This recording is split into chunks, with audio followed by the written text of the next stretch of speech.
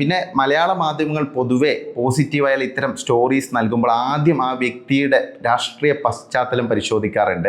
പ്രത്യേകിച്ച് ജയ്ഷായുടെ രാഷ്ട്രീയ പശ്ചാത്തലം അവർക്ക് ഹിതകരമല്ലെങ്കിൽ ഒരു നെഗറ്റീവ് വാർത്ത കൊടുക്കാനൊക്കെ അവർ ശ്രമിക്കും. ആ രീതിയിൽ തന്നെ സംഭവിച്ചു. പ്രത്യേകിച്ച് ഈ ലോകകപ്പ് വിജയത്തിന് ശേഷം ഒരു നെഗറ്റീവ് ഷെയ്ഡുള്ള ഒരു വാർത്തയാണ് ജയ്ഷായുമായി ബന്ധപ്പെട്ട് നമ്മുടെ മലയാള മാധ്യമങ്ങൾ നൽകിയത്. അതായത് ഹർമൻപ്രീത് കൗർ, ഇന്ത്യയുടെ ക്യാപ്റ്റനായ ഹർമൻപ്രീത് കൗർ ICC ചെയർമാനായ ജയ്ഷായിൽ നിന്ന് വേൾഡ് കപ്പ് വാങ്ങാൻ എത്തുമ്പോൾ അദ്ദേഹത്തിൻ്റെ കാലിൽ തൊട്ട് വന്നിക്കാനുള്ള ഒരു ശ്രമം നടത്തി. പക്ഷെ അദ്ദേഹം വിനയപൂർവ്വം അത് നിരസിച്ചു.